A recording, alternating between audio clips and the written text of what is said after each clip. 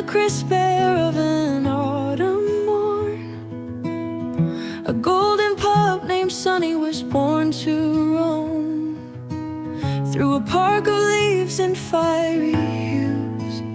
He chased the breeze where butterflies flew. With every leap his spirit soared, heard high underneath the amber-lit sky. The world was wide, so full of cheer, but fate had plans that brought him near to a ditch too deep where hope seemed lost.